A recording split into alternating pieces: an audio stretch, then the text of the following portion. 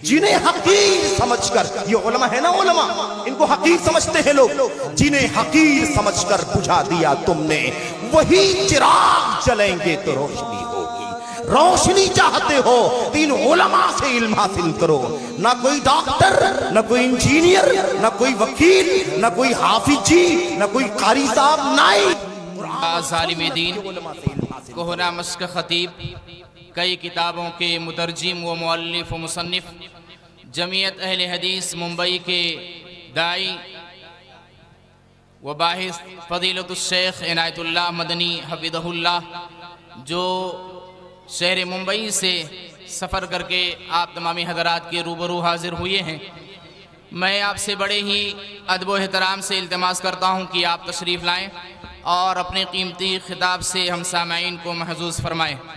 शेख मोहतरम का मौजू है नौजवान लड़के और लड़कियों में दीन से इनहराफात के असबाब व इलाज।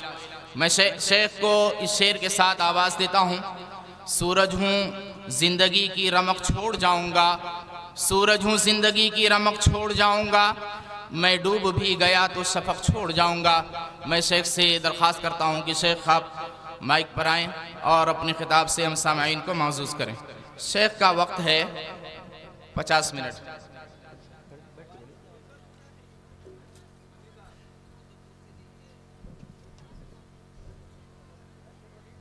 वनऊज़ु बिल्लाहि मिन शुरूरि अनफुसिना व सय्यिआति अअमालिना मन यहदिहिल्लाहु फला मुदिल्ल लहु व मन युज़लिल फला हादिय लहु व अशहदु अन ला इलाहा इल्लल्लाहु वहदहु ला शरीका लहु व अशहदु अन्न मुहम्मदन अब्दुहु व रसूलुहु। अम्मा बअदु फ़इन्न खैरल हदीस किताबुल्लाह व खैरल हदी हदी मुहम्मदिन सल्लल्लाहु अलैहि वसल्लम व शर्रल उमूरि मुहदसातुहा व कुल्ल मुहदसतिन बिदअह व कुल्ल बिदअतिन ज़लालह व कुल्ल ज़लालतिन फिन्नार। अऊज़ु बिल्लाहि मिनश शैतानिर रजीम। बिस्मिल्लाहिर रहमानिर रहीम। इन्नहुम फित्यतुन आमनु बिरब्बिहिम व ज़िदनाहुम हुदा व क़ाला नबी सल्लल्लाहु अलैहि वसल्लम सबअतुन युज़िल्लुहुमुल्लाहु फ़ी ज़िल्लिहि यौमा ला ज़िल्ला इल्ला ज़िल्लुहु व ज़करा मिनहुम व शाबुन नशअ फ़ी ताअतिल्लाह व क़ाला नबी सल्लल्लाहु अलैहि वसल्लम इन्नल्लाह ला यअजबु लिश्शाब्बि ला सब्वत लहु। वअन जुंदुब इब्न अब्दुल्लाह अल-बजली रज़ियल्लाहु तआला अन्हु क़ाल कुन्ना मअ नबी सल्लल्लाहु अलैहि वसल्लम फित्यानन हज़ाविरा फ़तअल्लमना मिन्हुल ईमान सुम्मा तअल्लमना अल-क़ुरआन फ़ज़ददना बिज़ालिका ईमाना व अंतुम ततअल्लमूना अल-क़ुरआन क़ब्ल अन ततअल्लमू अल-ईमान औ कमा क़ाला रज़ियल्लाहु तआला अन्हु। जमीयतुश्शुब्बान 12 गाज़ीपुर के ज़ेर एहतिमाम आज का जो ये अज़ीमुश्शान इजलास आम मुनक़िद किया गया है, इस अज़ीमुश्शान इजलास आम के काबिल एहतराम सदर मोहतरम यहाँ इस बस्ती की कमोबेश 40 से 50 साल से तालीमी दावती तरबियती खिदमत अंजाम देने वाली बुज़ुर्ग शख्सियत फ़ज़ीलतुल शेख अब्दुल्ला असरी हाफ़िज़हुल्लाह, इसी तरह से स्टेज पर तशरीफ़ फरमा इस बस्ती के अतराफ़ के जवानिब के काबिल क़द्र उलमाए किराम, फ़ुज़ला, दुआत, मुबल्लिगीन, मसाजिद के अइम्मे किराम, मुख्तलिफ़ दावती तालीमी सरगर्मियों से वाबस्ता हमारे अहबाब अहले इल्म, इसी तरह से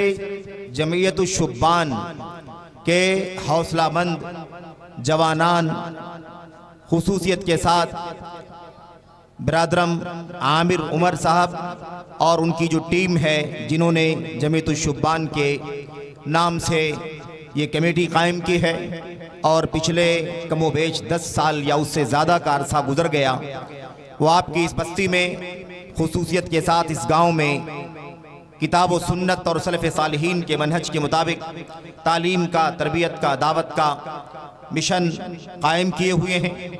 मैं इन्हें खुसूसियत के साथ मुबारकबाद पेश करता हूँ और अल्लाह से दुआ करता हूँ कि अल्लाह अज़्ज़ व जल इन्हें मज़ीद हिम्मत और हौसले से नवाजे। यहाँ की जो मुहतरम बुजुर्ग इल्मी शख्सियतें हैं, उनकी सरपरस्ती में रहकर और मुअज़्ज़ज़ जो ज़िम्मेदारान हैं, उनकी सरपरस्ती में रहकर किताब व सुन्नत और सलफ़ उम्मत के मिशन को आगे बढ़ाएं। अल्लाह तबारक व तआला से दुआ करते हैं कि अल्लाह अज़्ज़ व जल तमाम लोगों की कोशिशों को शरफ़ कबूलियत से नवाजे।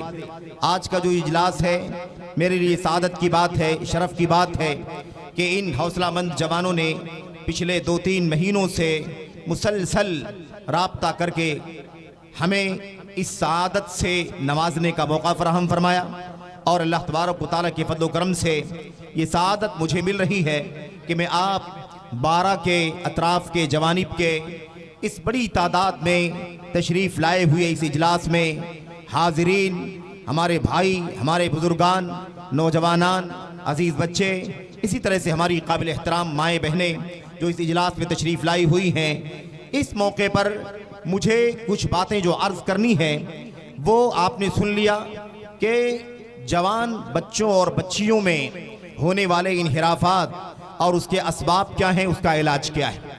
उन्वान लंबा है और काफ़ी लंबा है, बहुत सारे गोशे हैं, बहुत सारे पहलू हैं जिस पर गुफ्तगू करने की है, लेकिन वक्त बहुत ही मुख्तसर है, महदूद है। मैं कोशिश करूँगा कि ज़रा जल्दी जल्दी और कुछ रफ्तार के साथ आपके सामने इस हवाले से कुछ बातें अर्ज़ करूँ। अल्लाह से दुआ करता हूँ कि अल्लाह तबारक व तआला मुझे और आपको हमारे इस उन्वान से मुताल्लिक़ जो बातें हैं उसे करने की तौफ़ीक़ अता फ़रमाए। जवानों का मसला, नौजवानों का मसला हम और आप अक्सर व बेशतर सुनते रहते हैं। बहुत सारे मसाइल हैं, इन्हिराफात हैं, अक़ीदे का इन्हिराफ है, मनहज का इन्हिराफ है, अखलाकी बिगाड़ है और दीगर बहुत सारी गड़बड़ियाँ हैं, ख़ताएँ हैं, गलतियाँ हैं जिसमें हमारे नौजवान भाई, अजीज़ बच्चे और ऐसे ही हमारी बेटियाँ, हमारी बहनें ये मुलव्वस होती जा रही हैं। ये मसला बड़ा ही अहम है, संगीन है। अक्सर व बेशतर जो जलसे, इज्तिमाआत और कॉन्फ्रेंसें मुनक़िद होती हैं उनमें खुसूसियत के साथ नौजवानों का उन्वान इसीलिए कायम किया जाता है कि खुसूसियत के साथ जवानों की तरबियत का काम हो सके। नौजवानों में बिगाड़ आ रहा है, उनके अकीदे में फसाद आ रहा है, उनके मनहज में, उनकी सुन्नत की राह में इन्हिराफ आ रहा है, उनके अखलाक बिगड़ रहे हैं, उनका किरदार बिगड़ रहा है, उनका कैरेक्टर ख़राब हो रहा है, उनकी ज़बान गंदी हो रही है, उनका रवैया, उनकी एक्टिविटीज़, उनकी सरगर्मियाँ, उनकी समाजी सरगर्मियाँ, मिल्ली सरगर्मियाँ काफ़ी कुछ बिगड़ती चली जा रही हैं। इस हवाले से कुछ बातें हर कॉन्फ्रेंस में, जलसों में इस हवाले से अर्ज़ की जाती हैं। आज का जो ये इजलास आपके सामने मुनक़िद हुआ है, मैं कुछ बातें अर्ज़ करने की कोशिश करता हूँ। दुआ करता हूँ कि अल्लाह तबारक व तआला इन बातों को हम सबों को समझने की तौफ़ीक़ अता फ़रमाए और खुसूसियत के साथ हमारे जवान भाइयों को और हमारी जवान बहनों को, बेटियों को अल्लाह अज़्ज़ व जल इन बातों को संजीदगी से सुनने की तौफ़ीक़ अता फ़रमाए और इन बातों पर अमल करने की तौफ़ीक़ अता फ़रमाए। जैसा कि मैंने अर्ज़ किया कि बात जल्दी जल्दी करूँगा और ज़्यादा बातें कम वक्त में आपके सामने पेश करने की कोशिश करूँगा, इसलिए आप बिल्कुल एकदम तवज्जो के साथ बैठें, एकदम कान लगा करके तवज्जो के साथ बैठें तो ये बातें आपके सामने आ सकती हैं। मेरे भाइयों, कुरान करीम की आयतें जब हम पढ़ते हैं, अल्लाह के नबी मुहम्मदुर रसूलुल्लाह सल्लल्लाहु अलैहि वसल्लम की हदीसें जब हम पढ़ते हैं तो हमारे सामने खुसूसियत के साथ जवानों का तज़किरा आता है, जवानों का तज़किरा ख़ास तौर पर आता है और ये इस बात की दलील है कि जवानी का मकाम इस्लाम के अंदर बड़ा अजीम है। ऐसे भी इंसानी ज़िंदगी में जवानी का दर्जा बड़ा ऊंचा है।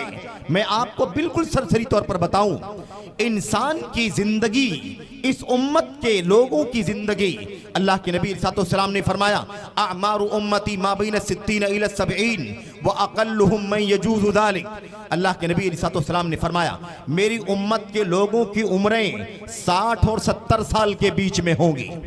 थोड़ा सा तवज्जो दें आप, जवानी की उम्र कितनी कीमती है, जवानी की उम्र कितनी ज्यादा अहमियत की है इस्लाम के अंदर, इसका अंदाजा लगाएं। अल्लाह के नबी फरमाते हैं मेरी उम्मत के लोगों की उम्रें 60 और 70 साल के बीच में है। बहुत कम लोग होंगे जो इससे आगे जाएंगे, इससे ज्यादा उम्र पाएंगे।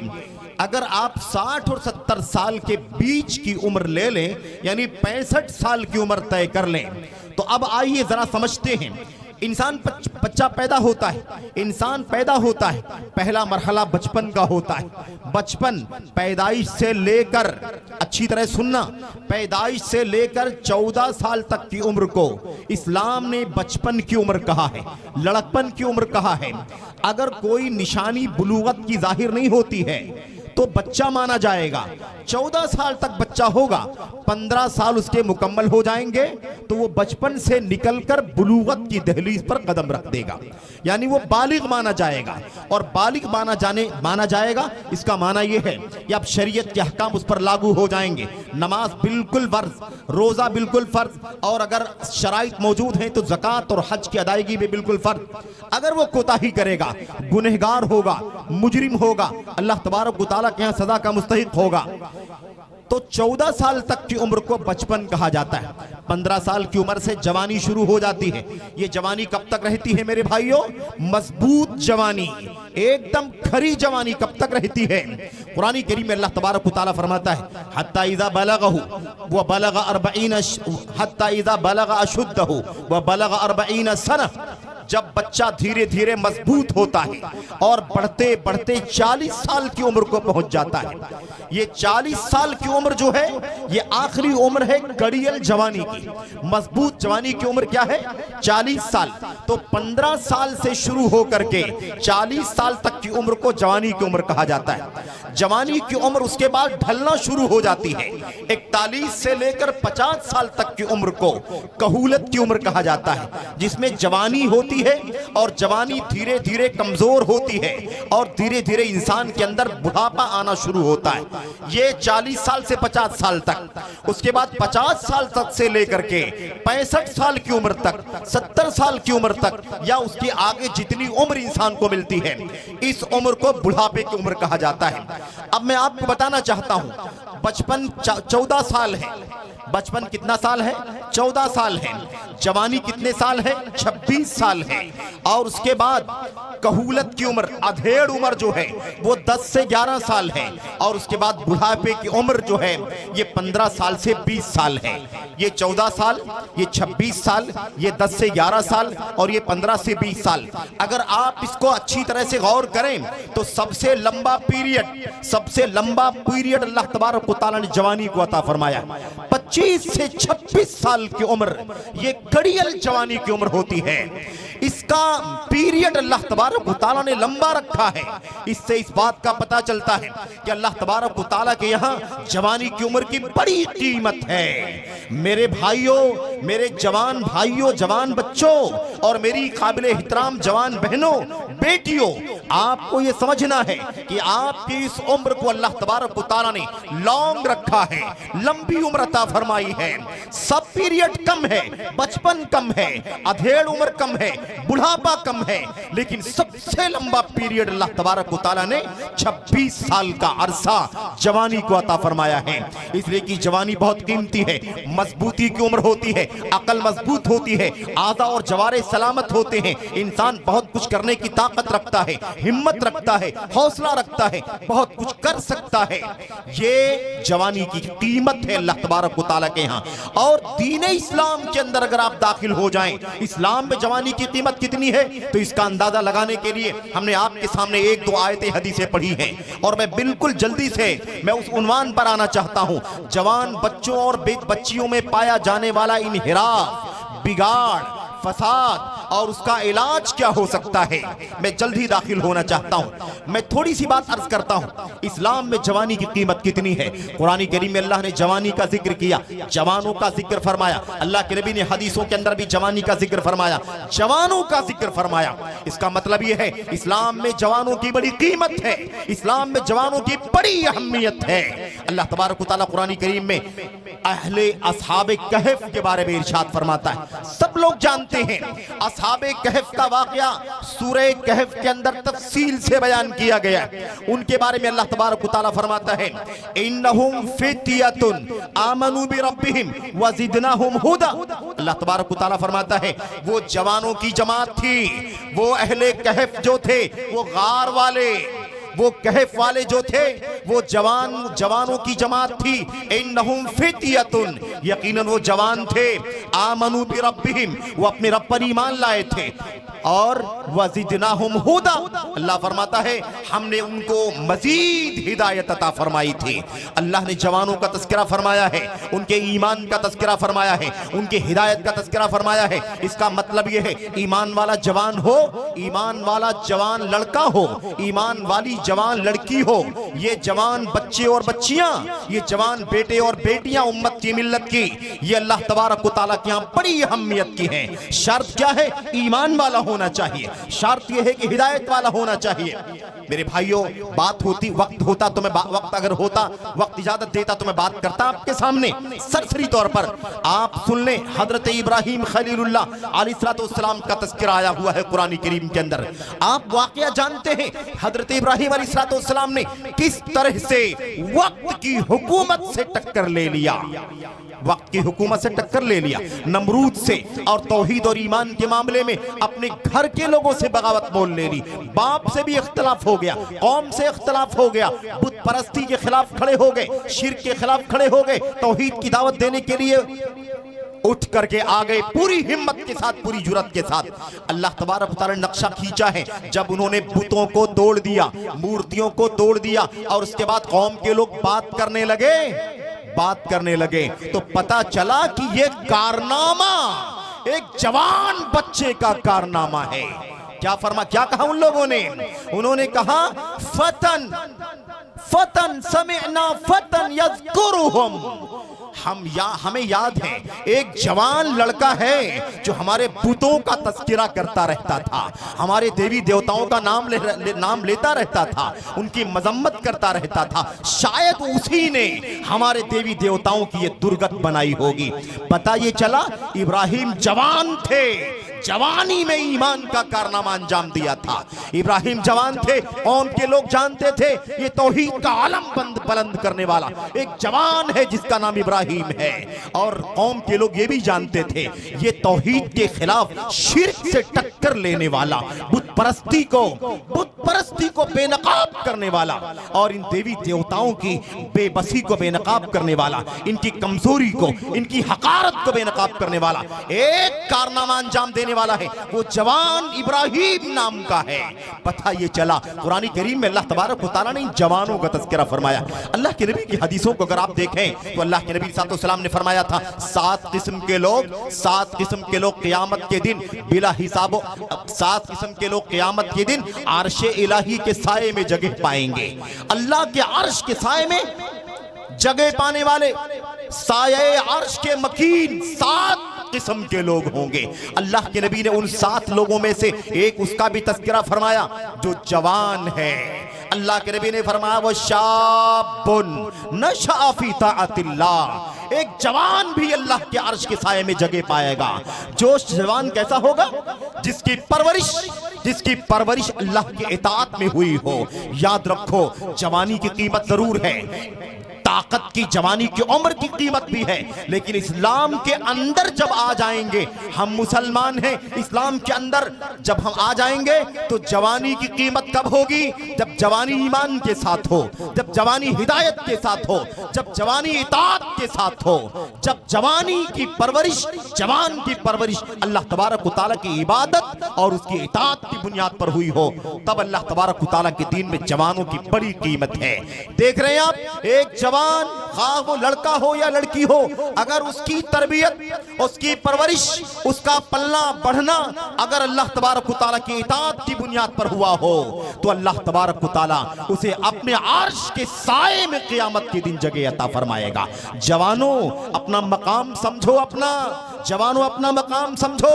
मेरी बहनों बेटियों, जवानी की उम्र अल्लाह ने आपको अता फरमाई है, आप अपना मकाम समझें। अगर आपको अल्लाह ने ईमान के साथ, तौहीद के साथ, सुन्नत के साथ, इताअत के साथ, अल्लाह तबारक व तआला की ताबीदारी के साथ अगर जवानी का मकाम अता फरमाया है, जवानी की उम्र अता फरमाई है, वाकई सादत की उम्र है, सादत की जिंदगी अल्लाह ने आपको अता फरमाई है। तो पता ये चला कि जवानी का दर्जा, जवानी का मकाम इस्लाम के अंदर बहुत ज्यादा है। बात लंबी हो जाएगी, इशारा एक बात और करके मैं आगे बढ़ता हूं। अल्लाह के नबी अलैहिस्सलाम ने, अल्लाह के नबी सल्लल्लाहु अलैहि वसल्लम ने जवानों को खास तौर पर तालीम के लिए, तरबियत के लिए, सिखाने के लिए, पढ़ाने का एहतिमाम किया, सिखाने का, पढ़ाने का एहतिमाम किया। वो जवान सहाबे किराम जो थे, जवान सहाबे किराम, वो अल्लाह के नबी सल्लल्लाहु अलैहि वसल्लम के पास इल्म हासिल करने के लिए आते थे।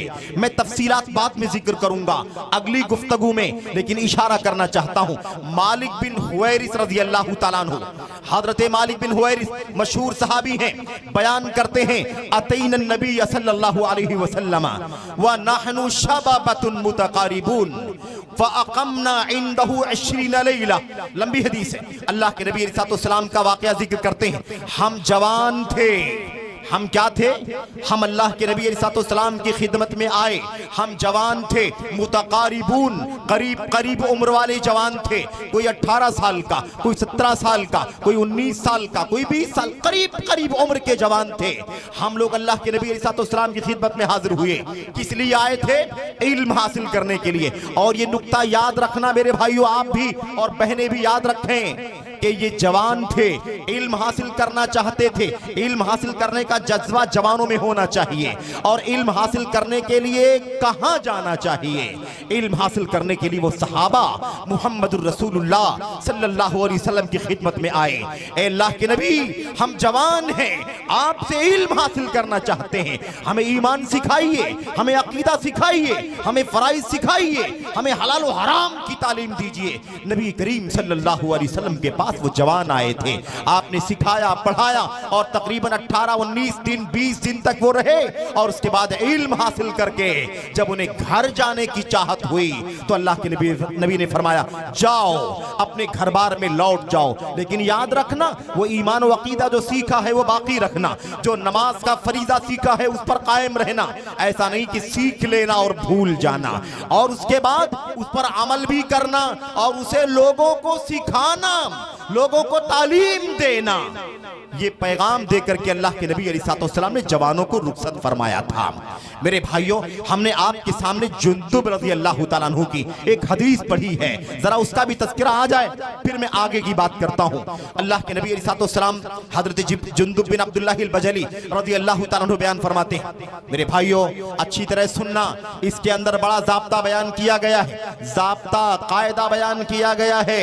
क्या बयान करते हैं? कहते हैं कुन्ना मअन नबी सल्लल्लाहु अलैहि वसल्लम फितियानन हज़ाविरा, हम नबी करीम सल्लल्लाहु अलैहि वसल्लम के साथ में रहते थे, एकदम अभी अभी ताजा ताजा जवान हुए थे, यानी बिल्कुल जवानी की दहलीज पर कदम रखा था, एकदम नए नए जवान, जिसको हम नौजवान कहते हैं। हम जवान थे, नौजवान। क्या हुआ मेरे भाइयों? कहते हैं हमने अल्लाह के नबी अलैहिस्सलाम से क्या सीखा? फ़तअल्लमनल ईमान, हमने नबी करीम सल्लल्लाहु अलैहि वसल्लम से ईमान सीखा। पहले क्या सीखा? पहले हमने अल्लाह के नबी से ईमान सीखा। सुम्मा तअल्लमनल कुरआन, और ईमान के बाद हमने कुरआन सीखा। फज़दना बिज़ालिका ईमाना, और जब कुरान सीखा तो हमारे ईमान में और इजाफा हो गया, हमारा ईमान बढ़ गया, हमारे ईमान में इजाफा हो गया। और उसके बाद कहते हैं, आगे कहते हैं व अंतुम ततअल्लमूनल कुरआन क़ब्लल ईमान, लेकिन तुम्हारी मुश्किल ये है कि तुम कुरान पहले सीखते हो, ईमान बाद में सीखते हो। होना ये चाहिए, पहले ईमान सीखो, बाद में कुरान से दलील सीखो। कुरान से दलील सीखोगे, ईमान सीख करके कुरान की दलील सीखोगे तो तुम्हारे ईमान में बढ़ोतरी हो जाएगी, इजाफा हो जाएगा। पता ये चला जवानों का तज़किरा है कुरान में, जवानों का तज़किरा है हदीसों में। मेरे भाइयों और मेरी काबिल एहतराम माँ और बहनों, ये जवानी का तज़किरा हो गया और वक्त चूंकि बहुत तेजी से गुजर रहा है, और मैंने जो इन्हिराफात नोट किए थे, मैं अभी नोट कर रहा था आज दिन में बैठकर कि जवानों में इन्हिराफात कितने हैं, जवानों में बिगाड़ कितना है और बिगाड़ के असबाब कौन कौन से हैं। तो हकीकत यह है कि लंबा वक्त चाहिए, लेकिन मैं बिल्कुल शॉर्ट में और तेजी के साथ कुछ बातें अर्ज करना चाहता हूं। यह बात तो तय है कि आज अगर हम जवानों का मुशाहदा करते हैं, जवानों की एक्टिविटीज को देखते हैं, उनकी चलत फिरत हैं, उनसे मिलते जुलते हैं, उनके सवालात सुनते हैं, उनके झुरमुट में बैठते हैं और डिस्कस करने का मौका मिलता है, तो हमारे सामने ये बात आ जाती है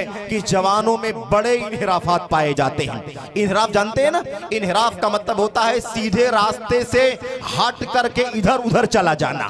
सीधा रास्ता अकीदे का, सीधा रास्ता सुन्नत का, सीधा रास्ता अमल का, सीधा रास्ता फिक्र का, सीधा रास्ता मनहज का, सीधा रास्ता अखलाक का, किरदार का, सीधा रास्ता फराइज का। तमाम चीजों में जो बिल्कुल सीधा वाला रास्ता है, इससे हट करके हमारे जवान बच्चे और हमारी जवान बच्चियां दाएं तरफ कोई माइल हो जाता है, कोई बाएं तरफ माइल हो जाता है, भटक जाता है, बहक जाता है। इसलिए इसी का नाम है इन्हिराफ, यानी जवान बच्चों और बच्चियों में पाया जाने वाला इन्हिराफ। अकीदे के अंदर बिगाड़ है, मनहज के अंदर बिगाड़ है, सुन्नत का बिगाड़ है, अमल का बिगाड़ है, अखलाक का, किरदार का बिगाड़ है, रहन सहन का, समाज में उठने बैठने का बिगाड़ है, आदाब का बिगाड़, बहुत सारे बिगाड़ पाए जाते हैं। लेकिन सबसे जो खतरनाक फसाद है, बिगाड़ है, इन्हिराफ है, वो अकीदे का इन्हिराफ है, वो सुन्नत का इन्हिराफ है, वो मनहज सहाबा से बिगड़ से भटक जाने का मसला है। अखलाक का बिगाड़, किरदार का बिगाड़, ये सारे इन्हिराफात पाए जाते हैं। मेरे भाइयों, मेरे बुजुर्गों, मैं चाहता हूं कि आपके सामने जरा पॉइंट वाइज 2, 4, 6, 8 बातें जिक्र करूं, ताकि ये बात समझ में आ जाए कि ये जो अकीदे का बिगाड़ है क्यों बिगाड़ है, ये जो मनहज का बिगाड़ है क्यों बिगाड़ है, ये अखलाकी फसाद क्यों आता है, ये आदाब का बिगाड़ क्यों आता है, ये आखिर बिगाड़ फसाद इसकी वजह क्या है। मेरे भाइयों, हमारे बीच में कुरान है कि नहीं है, हमारे बीच में सुन्नत है कि नहीं है, अल्लाह के नबी की हदीसें है कि नहीं है, हमारे बीच में ये चिराग रोशनी के, ये इल्म का चिराग मौजूद है, उम्मत के उलमाए किराम मौजूद हैं, हमारे बीच में हमारे माँ बाप की तरबियत है कि नहीं है, हमारे बीच में मिंबरों पर खुतबे होते हैं कि नहीं होते, हमारे जलसे और प्रोग्राम होते हैं कि नहीं होते, हमें पढ़ाया जाता है मस्जिदों के अंदर, मदारिस के अंदर या नहीं, ये सब चलता है कि नहीं चलता। फिर बिगाड़ क्यों आता है? ये हमारे जवानों में बिगाड़। अच्छा, मसला क्या है मैं आपको बता देना चाहता हूं। जवानों का बिगाड़ सबसे ज्यादा खतरनाक है। अगर जवानी ईमान के साथ, अमल के साथ, इताअत के साथ, हिदायत के साथ, अखलाक के साथ, किरदार के साथ है, तब तो बड़ी कीमती चीज है, बड़ा अजीम सरमाया है। लेकिन अगर ये बिगड़ जाए, अगर इसमें इन्हिराफ आ जाए, इसके अंदर तजल्जुल आ जाए, इसके अंदर इधर उधर मैलान आ जाए, तो फिर खतरा भी बहुत ज्यादा है। खतरा भी क्या है? बहुत ज्यादा खतरा है। मैं उसका तज़किरा मैं आपके सामने करूंगा कि खतरात कितने सारे हो गए। इसलिए याद रखो मेरे भाइयों, और याद रखो मेरी बहनों, अगर जवानी की हमने हिफाजत कर ली, अपने ईमान की, अकीदे की, सुन्नत की, अखलाक की, किरदार की, तो यकीनन अल्लाह तबारक व तआला क़यामत के दिन अर्श इलाही का साया अता फरमाएगा। और अगर हमने अपनी जवानी को बिगाड़ लिया, हमने इन्हिराफ का शिकार कर लिया, हमारा ईमान, अकीदा, अमल, अखलाक, किरदार इसके अंदर बिगाड़ा गया, तो फिर याद रखो वबाल भी बहुत ज्यादा बड़ा वबाल है। अल्लाह के नबी सल्लल्लाहु ने फरमाया था, आपने फरमाया था सल्लल्लाहु अलैहि वसल्लम ने, 5 सवालात ऐसे हैं जब तक वो क़यामत के दिन पूछ न लिए जाएं और उसका जवाब सही सही दे करके मुतमईन न कर दे, तब तक कोई अल्लाह के सामने से टल नहीं सकता। ला तज़ूलु क़दम अब्दिन यौमल क़ियामा अन रब्बिही हत्ता युसअल अन खम्सिन औ अर्बईन। अलग अलग रिवायतों में आदमी का कदम अल्लाह के सामने क़यामत के दिन टल नहीं सकता जब तक कि उसे 5 सवाल न कर लिए जाएं। 5 सवाल। 5 सवालों में से एक सवाल क्या है मेरे भाइयों? पहला, उम्र के बारे में। आदमी की उम्र, अब वो 60, 70, 80, 90 साल, 100 साल, उससे कम ज्यादा जो जीता है, उसके बारे में अल्लाह तबारक व तआला पूछेगा, इतनी लंबी उम्र हमने तुमको दिया था, तुमने क्या किया? तुम्हारा ईमान गया गुजरा, तुम्हारा अकीदा गया गुजरा, तुम्हारा अखलाक गया गुजरा, तुम्हारे यहाँ फराइज का फुकदान, तमाम पहलुओं पर अल्लाह तबारक व तआला सवाल करेगा। हराम किया, बदकारी की, और उसके अलावा सारी बदअखलाकियां, सारी बदअमालियों के बारे में अल्लाह तबारक व तआला पूछेगा। और खास तौर पर दूसरा सवाल क्या होगा? जवानी के बारे में सवाल होगा। वान शबाबिही फीमा अबला, इंसान ने जवानी कहां गुजारी। हम जवान हैं, हमारी जवानी की उम्र अल्लाह तबारक व तआला ने हमें अता फरमाई है। पूरी उम्र का सवाल होगा तो जवानी भी उसी के अंदर शामिल है, लेकिन अल्लाह के नबी सल्लल्लाहु अलैहि वसल्लम ने फरमाया उसकी जवानी के बारे में अलग से सवाल किया जाएगा। जवानी कहां गुजारी, जो ताकत की उम्र थी, जो सलाहियत की उम्र थी, सूझबूझ की उम्र थी, जो लंबा पीरियड था, तुम बहुत कुछ नेकी कर सकते थे, लेकिन तुमने उसे कहां घुला दिया, कहां तुमने उसे बर्बाद कर दिया, जाये कर दिया। तो कहने का मकसद क्या है, अगर हमने जवानी को नेकी में गुजारा तो अर्शे इलाही का साया, और अगर हमने जवानी को बर्बाद कर दिया, बदआमली में, बदकिरदारी में, बेईमानी में, बदअकीदगी में, इनहिराफ के रास्ते पर चल पड़े, तो याद रखो कि अल्लाह तबारक व तआला के यहाँ जवाबदेही बड़ी मुश्किल हो जाएगी।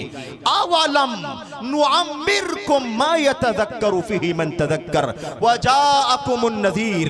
अल्लाह तबारक व तआला क़यामत के दिन फरमाएगा, कुरान करीम में अल्लाह तबारक व तआला फरमाता है, ये उस दिन बात होगी, क्या हमने तुमको उतनी उम्र नहीं दी थी, क्या हमने तुमको उतनी ज्यादा उम्र नहीं दी थी जितने में कोई नसीहत हासिल करने वाला अगर नसीहत हासिल करना चाहता तो नसीहत हासिल कर लेता। नसीहत हासिल करने की उम्र मिली कि नहीं मिली?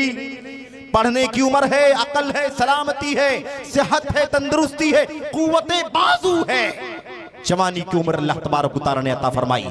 जवानी की उम्र वो है कि जो बचपन में हो, बचपना हो, जिसका लड़कपन हो, वो तमन्ना करता है कि जवानी की उम्र मिल जाए। जवानी की उम्र वो है कि अगर इंसान जवानी से गुजर कर बुढ़ापे को पहुंच जाए, कमजोर हो जाए, तो हसरत करता है कि वो जवानी कितनी अच्छी थी। आज कमजोरी का, बुढ़ापे का और कमजोरी का सामना करना पड़ रहा है। अला लैत शबाब यऊदु यौमन, शिकायत करता, अला लैत शबाब यऊदु यौमन फअखबिरहु बिमा फअल मशीब। ये एक बूढ़ा आदमी कहता है, कमजोर आदमी कहता है, काश जवानी लौट आती तो मैं उसे शिकायत करता कि बुढ़ापे ने कितना जुल्म ढाया है, बुढ़ापे ने कितना सताया है। उस जवानी से शिकायत। खुलासे कलाम यह है, जवानी अगर अल्लाह तबारक व तआला ने हमको आपको नेकी में गुजारने की तौफीक अता फरमाई तो अल्लाह तबारक व तआला की तरफ से सआदत है, और अगर हमने उसे बर्बाद कर दिया तो याद रखो कि फिर अजाब है, वबाल है, लानत है, जवाबदेही है, मुसीबत है, वबाल है हमारे और आपके लिए। मैं आइए बात करना चाहता हूं, अब अगर हमारे और आपके यहां बिगाड़ आ गया, जवानों के यहां बिगाड़ आ गया है, अकीदे का, मनहज का, सुन्नत का और ऐसे अखलाक का, किरदार का बिगाड़ आया है, उसके बहुत सारे असबाब हो सकते हैं। मैं 2, 4, 5, 6 असबाब का जिक्र करके आपके सामने ये बात वाज़ेह करना चाहता हूं कि आखिर हमारी और आपकी ये पीढ़ी, जो जवानों की पीढ़ी है, इसमें ये बिगाड़ क्यों आ रहा है, ये फसाद क्यों आ रहा है। मेरे भाइयों, मेरे बुजुर्गों, हमें यकीनन ये मसला जानने की जरूरत है। अगर हमने इस मसले को नहीं समझा, ऐसे ही भटकते रहे, ऐसे ही बहकते रहे, जैसा तैसा ईमान, जैसा तैसा अकीदा, जैसा तैसा मनहज, जैसी तैसी सुन्नत की राह से भटक कर हमारी राह और वही बदअखलाकी, वही बदकिरदारी, तो फिर याद रखें कि बड़ा नाजुक मसला हो जाएगा। हमारी और आपकी जिम्मेदारी क्या है मेरे भाइयों, वो हमें समझने की जरूरत है। आइए मैं जरा बात करना चाहता हूं। नंबर 1, ये जो इनहिराफ दिखाई देता है मेरे भाइयों, समाज परेशान है, माँ बाप परेशान है, उलमा परेशान है, कायदीन परेशान है। जवान कहाँ जा रहे हैं, जवान कहाँ जा रहे हैं, जवान बच्चे कहाँ जा रहे हैं, जवान बेटियां बच्चियां कहाँ जा रही हैं। इनका ईमान तो देखो, इनका अखलाक तो देखो, इनका किरदार तो देखो, ये कहाँ जा रहे हैं। आखिर इसकी वजह क्या है, मैं आपके सामने जल्दी जल्दी चंद असबाब गिनाना चाहता हूँ, फिर उसका हल भी आपके सामने इशारतन जिक्र कर दूंगा।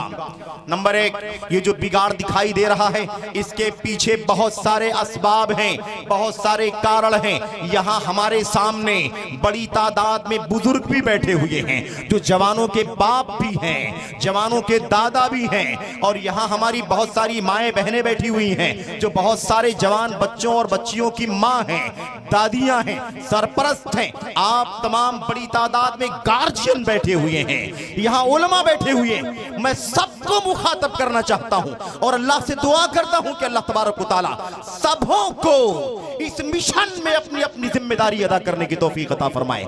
जवानों को बचाओ, कौमें जवानों से बचती हैं, कौमों में कौमों में, मुख्तलिफ दुनिया की कौमों में जब जब कोई इनकलाब आया है, जवानों से आया है, लेकिन वो जवान जो सालिह जवान हो, जो नेक जवान हो, जो ईमान व अकीदे अमल पर कारबंद रहने वाला जवान हो, तब जाकर के ये तारीख का हमें सुनहरा वरक पढ़ने का मौका मिलेगा। वरना वो स्याह तारीख होगी, स्याह तारीख होगी, गंदी तारीख होगी, मलामत ज़दा तारीख होगी, जिसे पढ़ करके शर्म आएगी। मेरे भाइयों, पहला सबब क्या है मेरे भाइयों?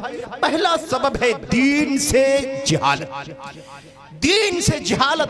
डिग्रियां हमने हासिल कर ली हैं, बड़ी बड़ी डिग्रियां, ग्रेजुएशन तो कम से कम हमारे पास होता है। और याद रखना, मजम्मत नहीं कर रहा हूं मैं, आप दीन का इल्म हासिल कर लें, ईमान जाने, अकीदा जाने, सुन्नत जाने, फराइज जाने, सहाबा का रास्ता समझें, एक नेक साले ईमान, अकीदे, अमल, फराइज, अखलाक, किरदार का की जिंदगी गुजारें, तो आप डिग्रियां हासिल करें, आप बड़ी से बड़ी डिग्री हासिल करें, बड़े से बड़े इंजीनियर बने, डॉक्टर बने, वकील बने, जब कोई भी दुनिया की बड़ी से बड़ी डिग्री हासिल कर ले, अल्लाह तबारक व तआला आपको मना नहीं करता। लेकिन जब हमारी दुनिया की डिग्रियां हमारे दीन को बर्बाद करने लगे, हमें मुल्हिद बनाने लगे, हमें बेदीन बनाने लगे, हमारे अकीदे को खराब करने लगे, हमें अल्लाह के फराइज से बेगाना करने लगे, हमें बदअखलाक बना दें, हमें बदकिरदार बना दें, तो ऐसे किसी इल्म की अल्लाह तबारक व तआला के दीन में गुंजाइश नहीं है। याद रखो, दुनिया का कोई भी इल्म इस्लाम में जायज है, इस शर्त के साथ कि वो इल्म आपको बेदीन ना बनाए, आपको मुल्हिद ना बनाए, आपको बदकिरदार ना बनाए, आपको अल्लाह की तौहीद से, सुन्नत से दूर ना करे। ये पहला मसला है, और सबसे बड़ा मसला, सबसे नाजुक मसला, दीन से जिहालत। मेरे भाइयों, याद रखो, ये तो जरूरी नहीं है कि हर आदमी आलिम हो जाए, फाजिल हो जाए, मौलवी हो जाए, मुफस्सिर हो जाए, मुहद्दिस हो जाए, खतीब हो जाए, ये जरूरी नहीं है सबके लिए। लेकिन दीन की बुनियादों को जानना सबके ऊपर वाजिब है। अकीदा सबको जानना जरूरी है, ईमान सबको जानना जरूरी है, सुन्नत का रास्ता सबको जानना जरूरी है। बातिल से, गलत से, इनहिराफ से, गुमराही से, कुफ्र से, शिर्क से, इल्हाद से, बेदीनी से वाकिफ होना सबके लिए जरूरी है। दीन इस्लाम के फराइज, नमाज, रोजे, हज, ज़कात, इन सब का इल्म हासिल करना सब पर लाजिम है। हालात का जायजा लेकर के देखो जवानों को, बच्चों को, बच्चियों को, कितनी बुरी हालत है मेरे भाइयों। डिग्रियां तो हैं इनके पास, लेकिन अफसोस यह है कि दीन की बुनियाद का भी इनके पास इल्म नहीं, दीन की बुनियाद का भी इल्म नहीं। आगे बात आ रही है, बहुत सारे लोग दीन का इल्म हासिल करने का जज्बा भी रखते हैं, लेकिन उनका सोर्स बराबर नहीं होता। इल्म हासिल करना तो है, दीन का हासिल करना भी है, लेकिन कहां से हासिल करना है, उस्ताद कौन होगा, कौन ऑथेंटिक है, कौन सही है, कौन गलत है, इसकी कोई परख नहीं होती है। अंधे बहरे बन करके जैसे तैसे के पीछे भी चलना शुरू कर देते हैं। तो दीन का भी इल्म होता है, लेकिन वो दीन का इल्म ऑथेंटिक नहीं होता, गलत होता है, इनहिराफ के रास्ते पर डालने वाला होता है, गुमराह करने वाला रास्ता होता है। इसलिए वो बात भी आएगी आगे। मेरे भाइयों, सबसे पहला मसला यह है, दीन के इल्म से दूरी, दीन के इल्म से दूरी, उलमा से दूरी।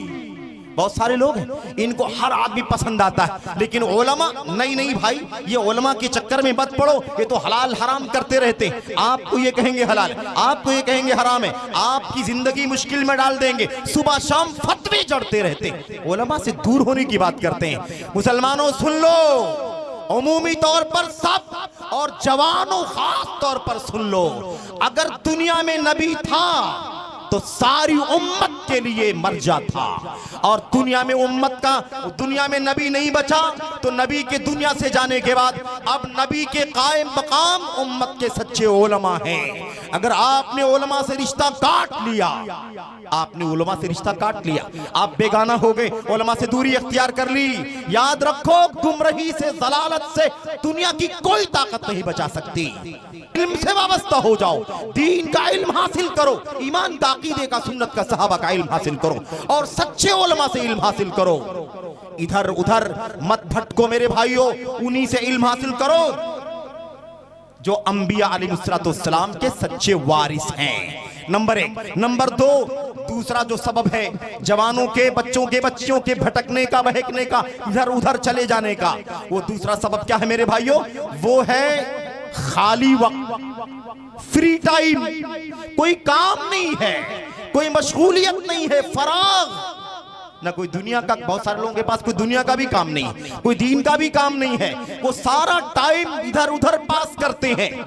आज आदमी के पास मीडिया की मशगूलियत है, मोबाइल है, इंटरनेट है, सोशल मीडिया की साइटें हैं, अकाउंट्स हैं, हिसाबात हैं। इनके चक्कर में सुबह शाम घंटों इंसान अपने आप को उसमें बिजी रखता है। या लोगों के अपने फिजिकल साथी हैं, चाहे फिजिकल साथियों में बिजी हो जाए, है ना, और या चाहे ये मानवी तौर पर बिजी हो जाए और अपना टाइम, अपना खाली टाइम फजूल में बर्बाद करे।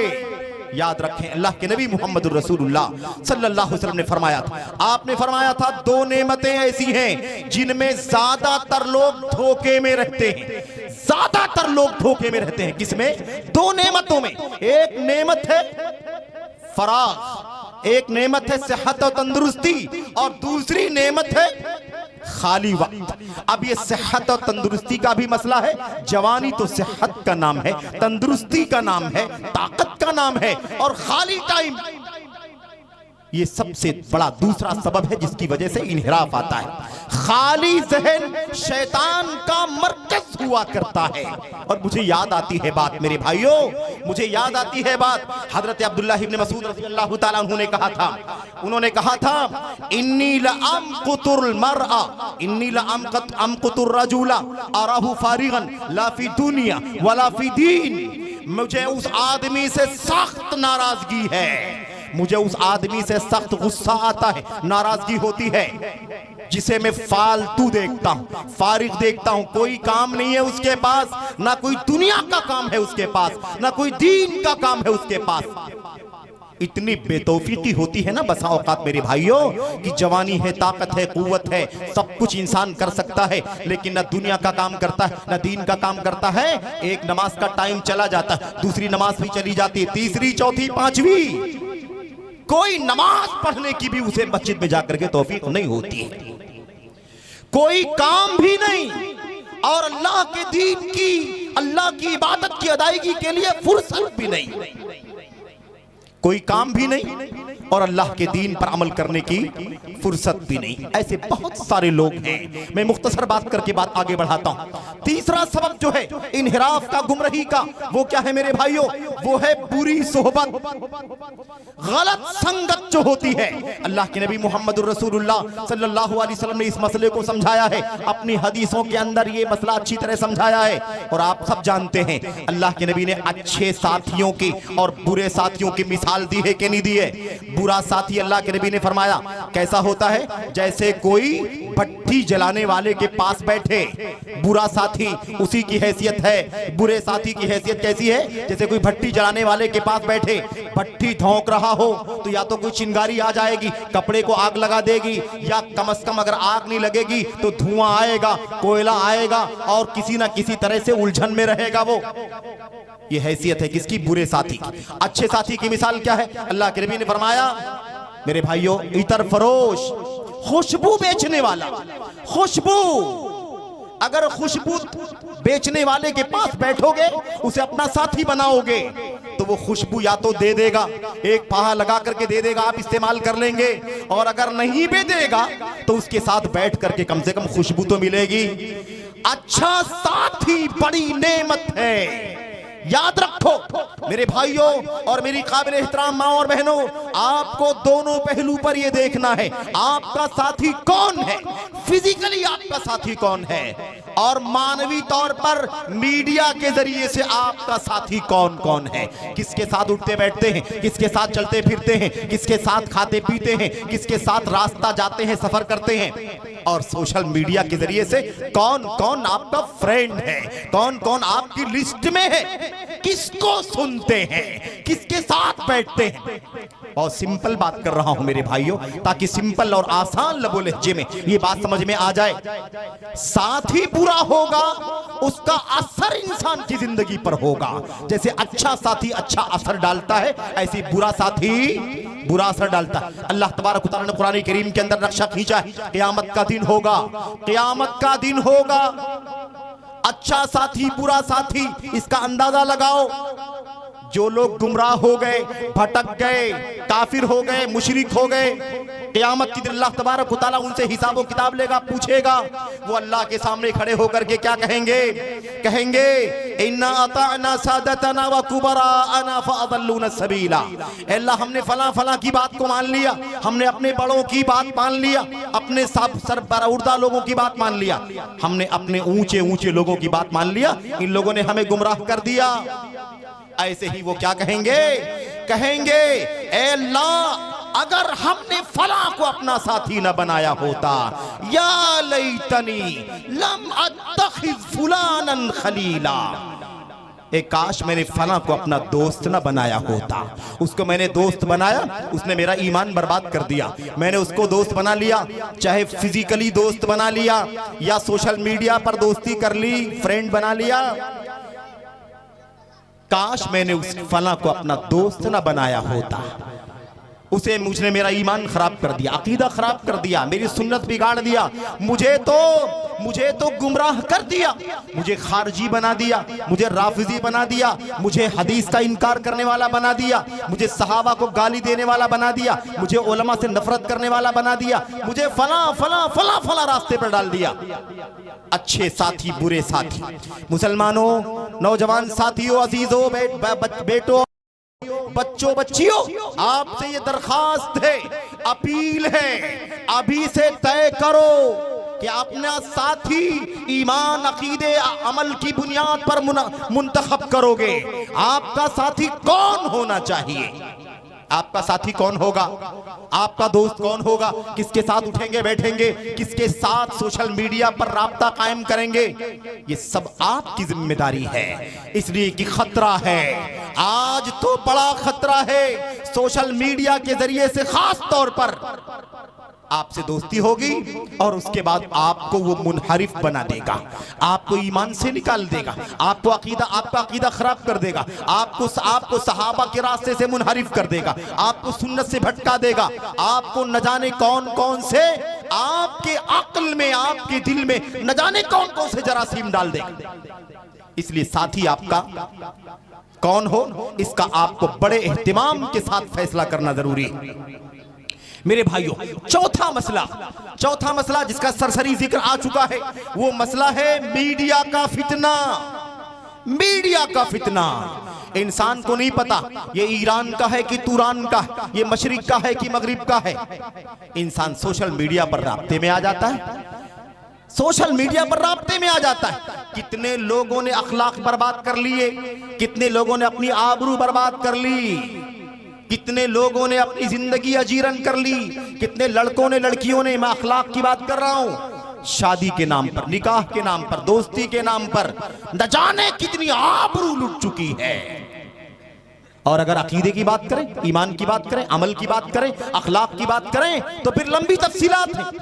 मीडिया पर न जाने किससे किससे लोग वाबस्ता हो जाते हैं, सब्सक्राइब कर लेते हैं, उनके दोस्त बन जाते हैं, पैसे दे के फ्री में ज्वाइन हो जाते हैं और उनसे दीन सीखना शुरू कर देते हैं। कोई मुहद्दिस से राब्ते में, कोई मुफस्सिर से राब्ते में है, कोई फला लेक्चरर से, कोई फला अलग अलग लोगों से राब्ते में है। और इन राब्ते की वजह से न जाने कितनी गुमराहियां, न जाने कितनी इन्हिराफात इनके अंदर आते हैं। मैं अभी आगे तफसीलात भी आपके सामने कुछ लाऊंगा और ये बताना चाहूंगा कि कुछ नाम आप याद रखें जिनको बहुत सारे लोगों ने दोस्त बना रखा है, अपना अगुआ, अपना पेशवा, अपना आलिम, अपना मुफ्ती बना रखा है और उनसे वो जुड़े हुए सीखते हैं, अकीदा सीखते हैं, तफसीर सीखते हैं, हलाल और हराम सीखते हैं, मसले फतवे सीखते हैं। हालांकि वो उनके ईमान और अकीदे के लिए, अमल के लिए, सुलूक के लिए खतरनाक है। इंसान की ईमान और अकीदे के लिए खतरनाक है। मेरे भाइयों, मेरी बहनों और खुसूसियत के साथ जवान बहनों और जवान भाइयों, आपके लिए बात में अर्ज करना चाहता हूं। पांचवा जो नुक्ता है वो गुमराह होने, भटकने, बहकने, इन्हिराफ होने, इधर उधर माइल हो जाने के असबाब में से पांचवा सबब क्या है? पांचवा सबब है सलफी उलमा से जुड़ करके ना रहना। सलफी उलमा से आपको जुड़ करके रहना जरूरी है, और उसके लिए सलफी उलमा की परख और पहचान करना जरूरी है। कौन से उलमा से भाई? उलमा से जुड़ना है, लेकिन कौन से उलमा से? उलमा कई तरह के हैं। अल्लाह के नबी मोहम्मद रसूलुल्लाह सल्लल्लाहु अलैहि वसल्लम ने फरमाया था, इन्ना अख़्वफ़ मा अख़ाफ़ु अला उम्मती अल अइम्मतल मुदिल्लीन। मुझे अपनी उम्मत के बारे में सबसे ज्यादा जिसका डर है वो मिसगाइड करने वाले मौलवियों का डर है, वो मिसगाइड करने वाले आलिमों का डर है, वो गुमराह करने वाले पेशवाओं का डर है। अल्लाह के नबी सल्लल्लाहु ने फरमाया, मुझे तो ऐसे गुमराह करने वाले पेशवाओं का, कायदीन का, इमामों का, ऐसे आलिमों का, ऐसे मुर्शिदों का, मुफ्तियों का और मुकर्रिरीन का, लेक्चरर्स का, ऐसे लोगों का डर दज्जाल से भी ज्यादा है अपनी उम्मत के बारे में। दज्जाल से भी ज्यादा डर। अल्लाहु अकबर। आपको हमको कितना डरना चाहिए? पता नहीं कौन हम उसको सुने, पता नहीं कौन जिससे हम वाबस्ता हो जाएं, हमें गुमराह कर दे। हमारी जिम्मेदारी क्या है मेरे भाइयों? सच्चे उलमा जो किताब और सुन्नत और सहाबे किराम के रास्ते के उलमा है, उन उलमाए किराम से वाबस्ता हो जाओ। अगर सलफी उलमा से आपका रिश्ता नहीं होगा, उलमाए सलफियत से आप राब्ते में नहीं होंगे, उलमाए अहले हदीस से, जिनका मिशन कुरान, जिनका मिशन सुन्नत, जिनका मिशन सहाबे किराम का रास्ता और मनहज, इसके अलावा न कोई शख्सियत को वो लाते, न कोई फिरके को लाते, न अपनी अकल को लाते हैं, न वो कश्फ और इल्हाम को लाते हैं, कोई चीज खातिर में नहीं लाते। दीन किसका नाम है? कुरान में जो उतर गया। दीन किसका नाम है? सुन्नत में जो उतर गया। दीन किसका नाम है? सहाबा ने जो समझ लिया और उम्मत को समझा दिया, इसका नाम दीन है। इस रास्ते के जो उलमा हैं, इन उलमा से आपका रिश्ता मजबूत होना चाहिए। अगर हमने आपने सुन्नत और सलफियत के उलमा से अपना रिश्ता मजबूत नहीं किया तो याद रखें कि हमने इनहिराफ के रास्ते पर अपने आप को डाल दिया। मेरे भाइयों, मैंने शुरू में कहा था कि वक्त की किल्लत है, मैं जरा जल्दी जल्दी ये बातें जो आपके सामने अर्ज करनी है मैं अर्ज करके खत्म करता हूं। छठी बात, ऐसे उलमा से आपका रिश्ता जिनके अकीदे का पता नहीं है, जिनके मनहज का पता नहीं है, जिनके सुन्नत के रास्ते का पता नहीं है, या आप जानते हैं कि उनका रास्ता कुरान का, सुन्नत का, सहाबा का नहीं है, लेकिन फिर भी आपका उनसे राब्ता है, ताल्लुक है, दोस्ती है, आप फॉलो करते हैं, आप ज्वाइन होते हैं, आप उनसे सुनते हैं। ये बड़ा खतरनाक मसला है, याद रखना, याद रखना। यही है मुदिल्लीन, गुमराह करने वाले पेशवा, मिसगाइड करने वाले उलमा, जिनका खौफ अल्लाह के नबी अलैहिस्सलाम ने अपनी उम्मत के बारे में जिक्र फरमाया था। और मेरे भाइयों, मेरे बुजुर्गों, ये गुमराही कहां कहां है? अकीदे की गुमराही है, मनहज की गुमराही है, सुन्नत की गुमराही है, सहाबे किराम के रास्ते से भटक जाने का मसला है। ये सबसे ज्यादा खतरनाक है, इसलिए बड़ा खतरनाक मसला है, संगीन मसला है, हमको आपको इसकी फिक्र करने की जरूरत है। मेरे भाइयों, मैं अर्ज करना चाहता हूं कि आज अगर हम मार्केट में, सोशल मीडिया की मार्केट में, दुनिया के अंदर उफुक पर अगर हम तलाश करना चाहें, देखना चाहें, कुछ एग्जाम्पल लेना चाहें, तो ये मैं समझता हूं कि बड़ी आसानी से हमारी समझ में बात आ सकती है। ऐसे कितने सारे लोग हैं जो इल्म वाले नहीं हैं, इल्म वाले नहीं हैं, उलमा की फहरिस्त में नहीं आते, थोड़ी बहुत स्टडी कर ली है, थोड़ा बहुत पढ़ लिया है मेरे भाइयों, और वो मैदान में आ गए हैं, लेक्चर दे रहे हैं, तकरीरें कर रहे हैं, बड़े बड़े जलसों को खिताब कर रहे हैं, इंटरनेशनल मुकर्रिरीन हैं। ऐसे कितने लोग हैं जो पूरी दुनिया को दीन का ज्ञान देने के लिए जाने जाते हैं, लेकिन अफसोस ये है कि इल्म नहीं है उनके पास, इसलिए उनका अकीदा खतरनाक है, उनका मनहज खतरनाक है। आपको कितने ऐसे लोग मिलेंगे, और मैं समझता हूं कि सारी दुनिया तो एक ग्लोबल विलेज हो गई है, सारी दुनिया जुड़ गई है। वो सारे मुनहरिफीन जो हर जगह पाए जाते हैं, हर जगह पाए जाते हैं, यहां भी पाए जाते हैं, यहां भी उन्हें सुना जाता है। कितने गैर आलिमों को, कितने मनहज के फसादियों को लोगों ने अपना उस्ताद बना रखा है। ये इन्हिराफ के असबाब में से एक बहुत बड़ा सबब है। याद रखना, याद रखना। कितने सारे लोग हैं। अब आपको मैं अगर मिसाल में नाम ले लूं तो आपको तकलीफ हो सकती है, लेकिन ये जिम्मेदारी है। इन्हिराफ के असबाब क्या हैं इसे जानने की जरूरत है। ये सबब है, एक बड़ा सबब है ऐसे लोगों से सुनना, पढ़ना, सीखना, अमल करना, फतवे लेना, मसले लेना जिनका अकीदा सही नहीं, जिनका मनहज सही नहीं, जिनका रास्ता सहाबा का रास्ता नहीं है, जो अपनी अकल का घोड़ा दौड़ाते हैं, जो अपनी लॉजिक से मसले का जवाब देते हैं, जिनका रास्ता खारजियत का, राफिजियत का, अकल परस्ती का है, सूफियत का रास्ता। ऐसे लोगों से लोग वाबस्ता हैं।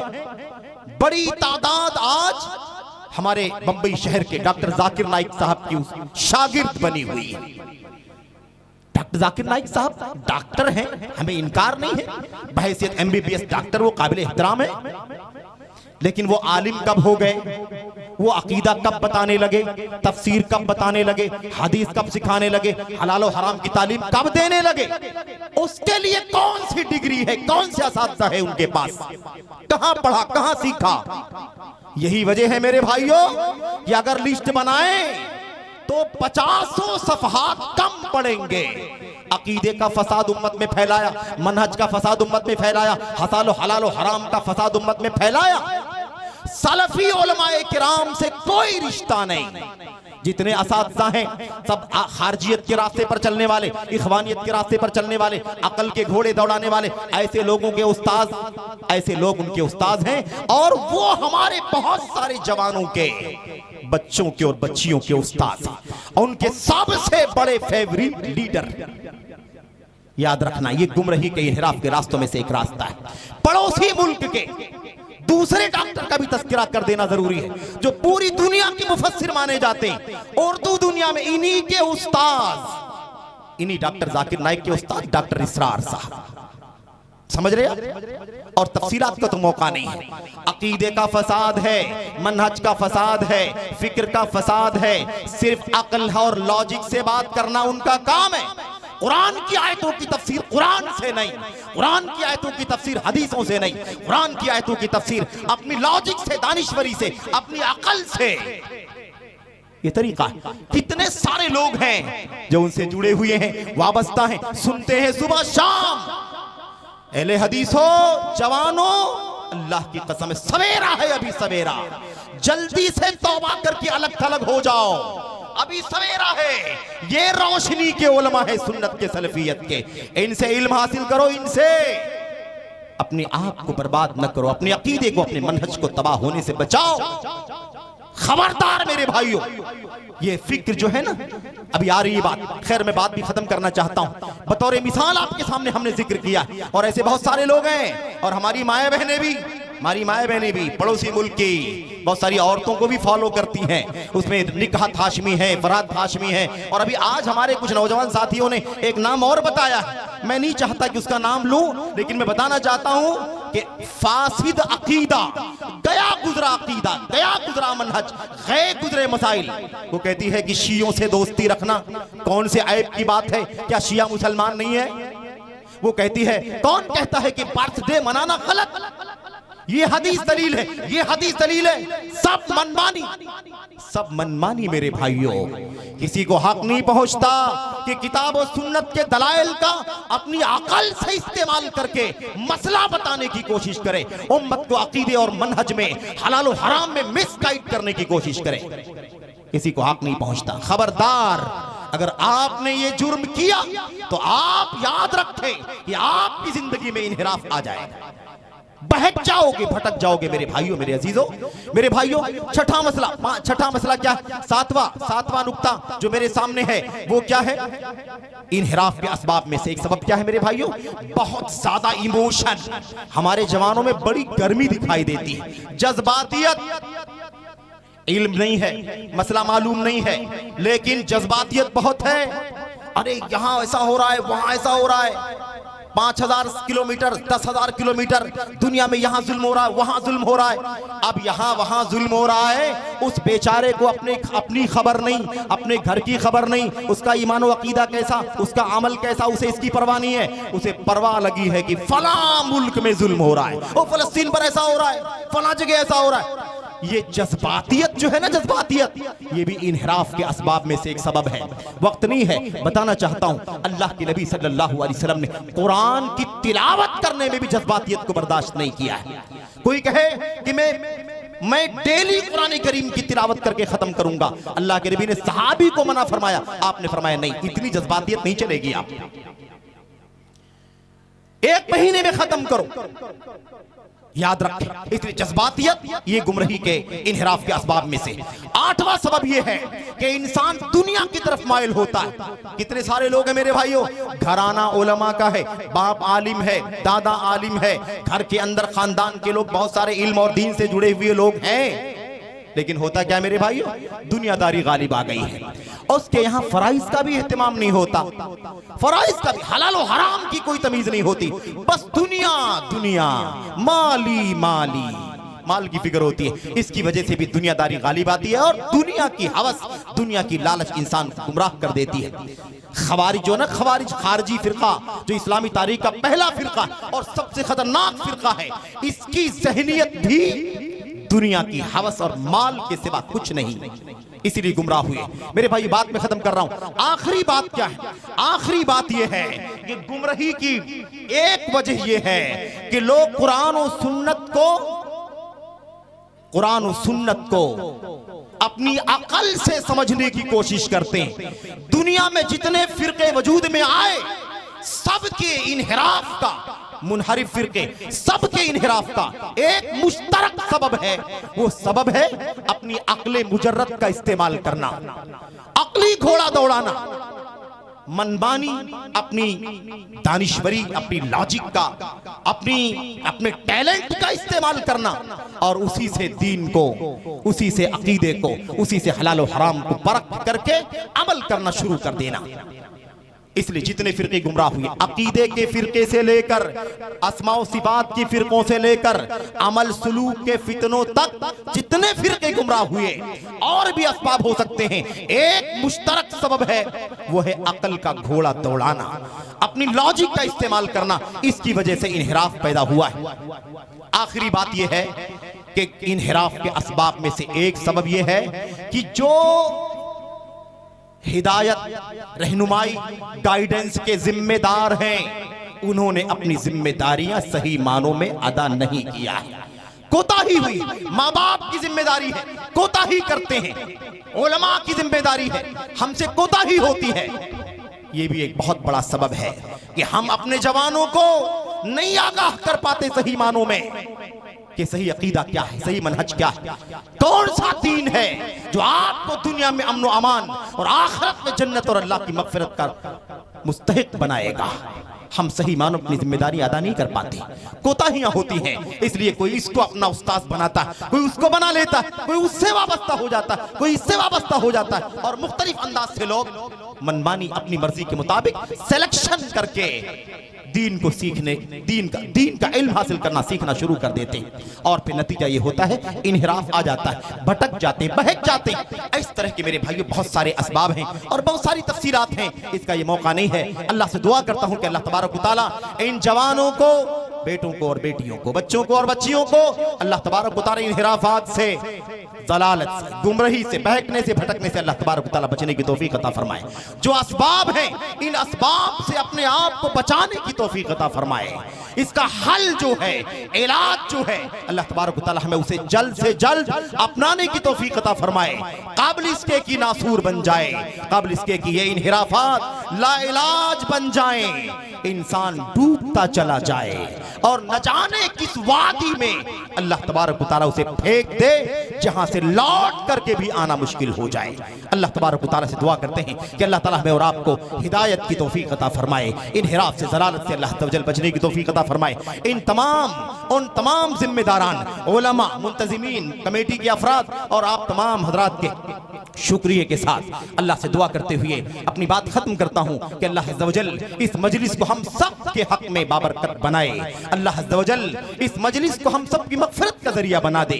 अल्लाह तबारक व तआला सबों की कोशिशों को, छोटी बड़ी मादी मानवी जिसने जो भी लगाई है, अल्लाह ताला सबकी कोशिशों को शर्फ़ कबूलियत अता फरमाए और अल्लाह ताला सबों को उसका नेक सिला, नेक अजर व सवाब और बदला दुनिया में आखिरत में अता फरमाए। आमीन रब्बिल आलमीन व सल्लल्लाहु वसल्लम व बारक अला नबीना मुहम्मद व अला आलिहि व सहबिहि अजमईन। वस्सलामु अलैकुम व रहमतुल्लाहि व बरकातुहू।